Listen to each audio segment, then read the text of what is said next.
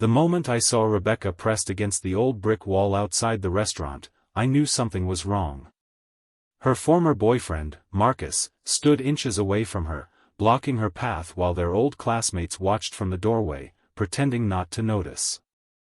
Rebecca's face had gone pale, and for one terrible second, she looked exactly like someone who had forgotten how to ask for help. Then Marcus leaned closer, and I stepped between them before I even realized I was moving. I put my hand gently around Rebecca's shoulder and said the only thing that came to mind, "She's with me. I'm her husband." The words shocked even me, because Rebecca and I were not married.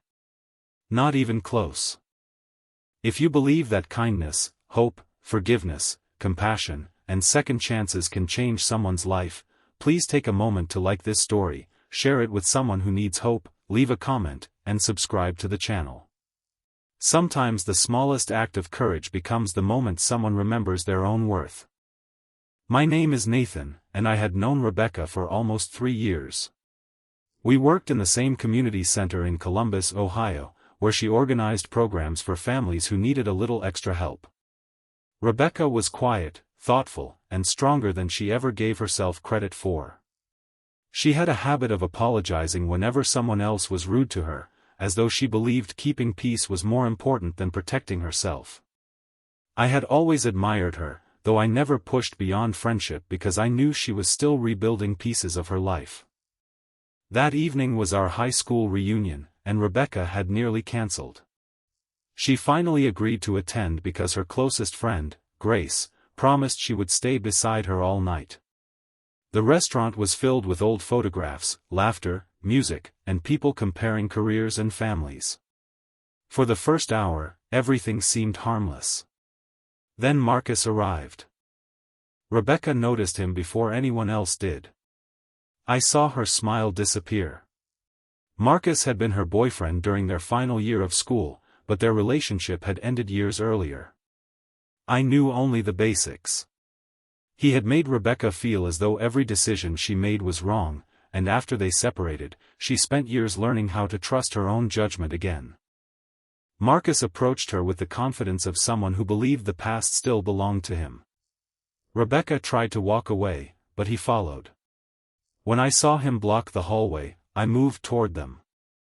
That was when he noticed me and laughed, asking who I was. Rebecca opened her mouth, but before she could answer, I stepped forward and called myself her husband. For a few seconds, nobody moved. Marcus looked confused. Rebecca looked at me as though I had lost my mind. Then I quietly told her that she didn't have to explain anything to him. She could leave whenever she wanted, and I would walk out with her. Something changed in her expression. We left the restaurant together, and for several blocks neither of us spoke. Finally, Rebecca stopped beneath a street lamp and admitted that she had been terrified. Not because Marcus could hurt her, but because seeing him had made her feel like the frightened young woman she used to be. She apologized for putting me in the middle of it. I told her she had nothing to apologize for. The next morning, however, I received a message from Rebecca asking to meet. She explained that she had spent the night thinking about what happened. She said the strange part wasn't that I had pretended to be her husband. The strange part was that, for the first time in years, someone had stood beside her without asking her to prove she deserved protection. Then she said something I never expected.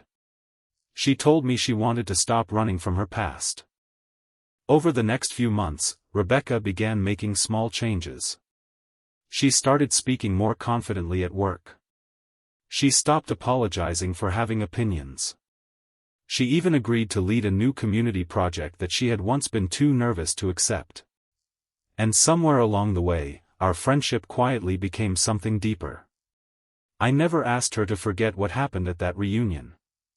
Instead, I reminded her that the woman Marcus once knew was not the woman standing beside me now. She was stronger, wiser, and finally learning that love was not supposed to make someone smaller.